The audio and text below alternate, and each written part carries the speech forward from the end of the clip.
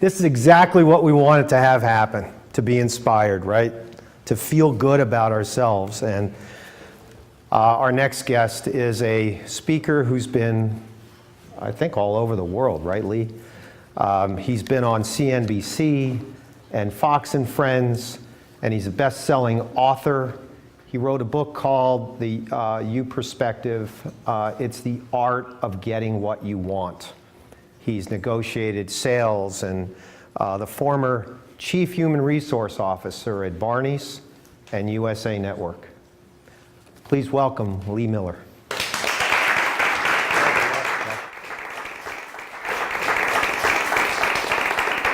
Thank you all. Thank you for being here. How would you like to sell more, to negotiate better deals, to lead more effectively, to get people to buy your ideas, and even to get your kids to clean their room? All you have to do that is completely rethink everything you think you know about influencing. Now, with that as our goal, what can we learn from a young lieutenant at the Battle of Toulon, just about to experience his first combat? Let me set the stage for you. Young lieutenant's there with his platoon. Colonel comes down to the battlefield. It's the night before a big battle. The colonel says, "Lieutenant, see that hill over there?" Lieutenant says, "Yes." He says, "I want you to take that cannon. I want you to put it up on that hill. I want you to have your men staff that hill, put a platoon up there, and tomorrow, when the enemy troops come over the hill into the field, we'll have the high ground, we'll be able to lob shells on them, we'll control the battlefield." And the young lieutenant goes, "Yes, sir," and off goes the colonel, and the young lieutenant thinks to himself, he's right, we'll have the high ground. They'll recognize very quickly that we have the high ground, and the people who I send to man that cannon, they're probably not going to come back. And they're going to realize that pretty quickly. And what if they decide, you know what, I'm not going up there? Or worse, the battle starts and they decide, I'm getting out of here. What then? And a mutiny on your first combat, your first battle, when I was the head of human resources, I would have called that a career-limiting move. So what did this young lieutenant do? He basically had one of his privates said, "Go paint this sign." He painted a sign, put the sign up there. He had his people bring the cannon up there, and the sign said, "The Battalion of Men Without Fear." And then the young lieutenant asked for volunteers, and everybody volunteered because, of course, they were motivated and, frankly, social pressure. They weren't going to not do it in front of their fellow soldiers. So they manned the cannon. Obviously, it was a huge success. And who do we think this young lieutenant was? Yep. No, French, Battle of Toulon, 1812. Napoleon, true story. Okay. Now, what do we learn from this is what, I guess, another General Eisenhower, President Eisenhower said, leadership is the art of getting people to do what you want for the reasons that they want to do it. To motivate people. That is the secret to literally to getting anyone to do anything that you want to do and to do it with enthusiasm. Now, how do we normally influence people?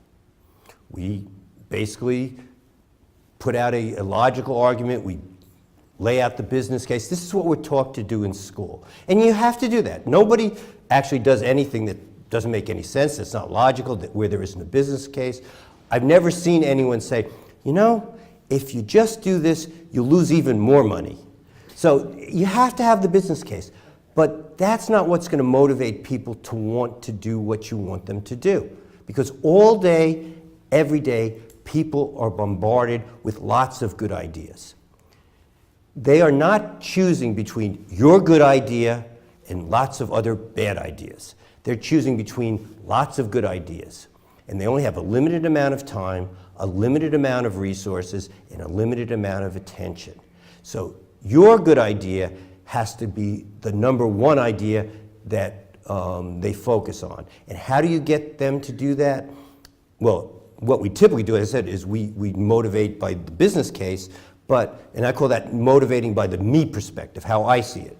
Why I think you should do what I want you to do. The key, however, to doing and getting people to do what you want them to do is to find out how do they see the situation and what do they care about. And when you connect your proposal show them how it's going to help them get what they care about, it goes to the top of the list. This is what I call motivating from the you perspective. Let me give you an example of how this works from my own personal experience. One of my clients, a fast food company, not McDonald's, unfortunately. However, I never give the names of my clients or talk about their exact case. So we'll pretend it's McDonald's, and this is generally what happened, but the numbers aren't exactly the same. They wanted to do a promotion.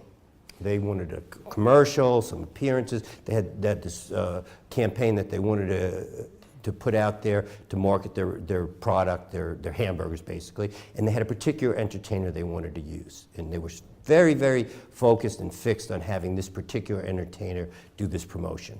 And they went to him and they offered him, and these aren't the exact numbers, but they offered him $500,000. He said no. They offered him $600,000. He said no. $700,000. He said no. Until they got up to $1 million, and he's still saying no.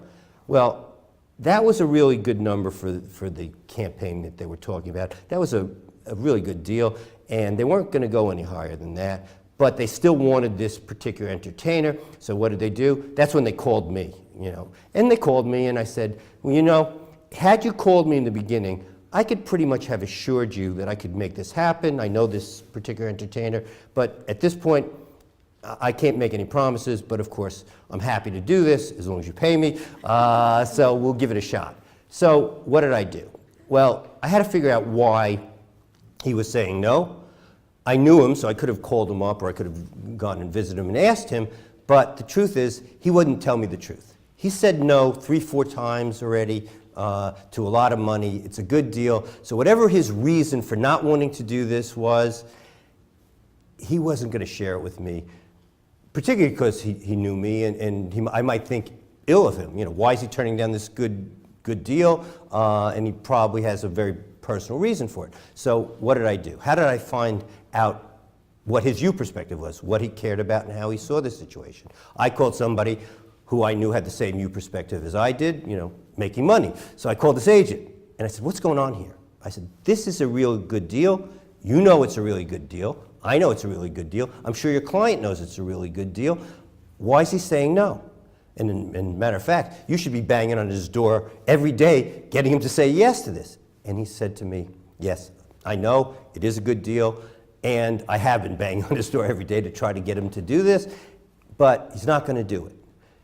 The reason is he grew up poor, and he spent a lot of time building a certain image, and frankly, hawking hamburgers for a fast food company, not consistent with that image. Okay, I got that. So I thought to myself, okay, so how do we get him to do this? Well, it's easy. The answer is easy. You all know the answer is, let's not have him hawk hamburgers for money. Let's have him hawk hamburgers for charity.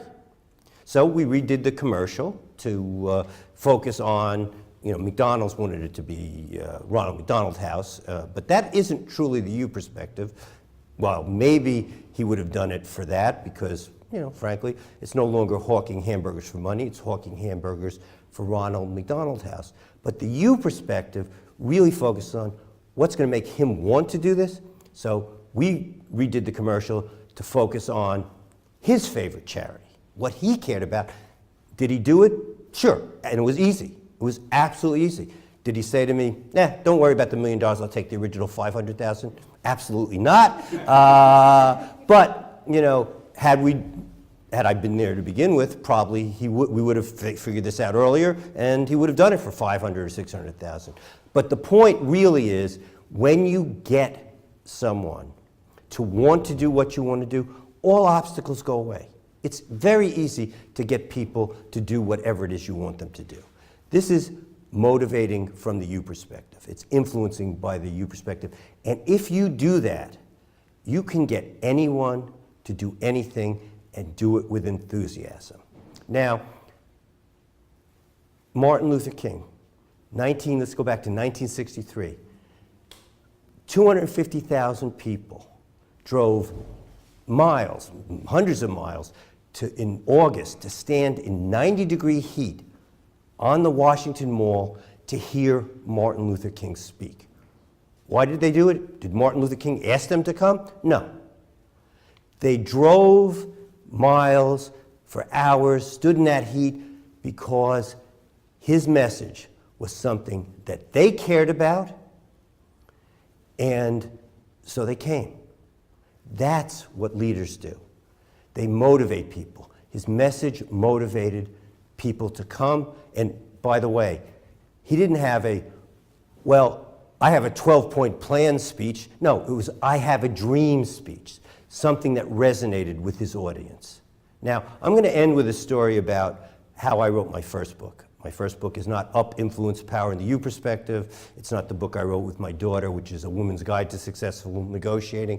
It was a book basically on how to negotiate compensation from my human resources days. A book called Get More Money on Your Next Job in Any Economy. Now, at the time, I was the Vice President of Employee and Labor Relations at Macy's. Macy's had just been taken over. I decided, rather than take the job in Cincinnati with Federated Department Stores, which is where they were headquartered, I was going to take my severance and go become a consultant. So after I did that, all my friends started calling. They either wanted me to help them negotiate their deal with Federated Department Store or help them negotiate their deals with some other company. And I thought to myself, the problem with working for your friends is, frankly, they don't want to pay you, and you really can't start a consulting business, as I said, on pizza and beer. So I thought, I'll go to Barnes & Noble. Yes, this was the days we still went to Barnes & Noble rather than to Amazon. And I'll go look and find a book on negotiating compensation. I will tell my friends, read the book. If you have any questions, you can call me. These being my friends, knowing they would never read anything, they would never call me. I could go about building my consulting business. The only problem was, when I got to Barnes & Noble, I didn't find any good books on that subject. I did find good books for if you happen to be a CEO. There were a lot of good books on how to negotiate compensation. But for your average mid-level manager, there weren't a lot of good books on that topic. So I thought, no good books on this. I've been doing this for a lot of years. I know how to do this. I'll write a book. Okay, and then I thought to myself, what do I have to do to write a book? So I wrote a table of contents, because you have to figure out what's in the book. And then I wrote the first chapter because I figured, who's going to pay me to write a book if they don't know I can write something? So I wrote the chapter. And then I decided, that's enough work unless somebody's going to pay me to do this. So I went out, I shopped the book to 6 publishers. 2 of them actually liked the book, liked the proposal, made me an offer. I signed a book deal with McGraw-Hill, who has since become my publisher, and we were off to the races. Only problem was I now had to write the book. And so I thought, how am I going to do this? Let me get some advice. So I had a friend who had, just written a book. So I met with my friend, and I said to him, hey, I've just signed this book deal with McGraw-Hill. And he said, that's great. They're my publisher too, and you love working with them. And then he says to me, how long did it take you to write your book? Well, I said, I haven't written the book yet. That's what I'm here to talk to you about. And he looked at me like I was crazy. And so I said to him, of course, how long did it take you to write your book? He said, it took me 7 years to write my book, and then another year to find a publisher. And then he went on to tell me something I have since learned to be true. You don't get a book deal if you're a first-time author and you've never written anything without actually writing the book, because no one's giving you an advance and paying you to write a book if they don't know you can deliver a product that people are going to buy. So why do I share this story? Why is this of any interest to any of you, unless you're writing a book? The reason it should be of interest, it underlines one of the key principles that I use when I teach influencing and negotiating. And that is that we tend to do what we've always done. The reason I was able to negotiate that book deal was not that I was so brilliant and such a great negotiator. No, the only reason I was able to negotiate that book deal is I was too stupid to know it wasn't done that way. Because had I known that, or had I spoken to Fred first, I probably wouldn't have even attempted it. So instead, believing I had a good idea, being confident in a good idea, believing that of course they would want me to write this book and pay me a lot of money to do it, I went in with that attitude. I connected with their you perspective, what they cared about. I was able to convince them that this was a great idea and there was a real market for it, and because all my friends needed it. Of course, everybody needed this. I was passionate. I connected with what they cared about.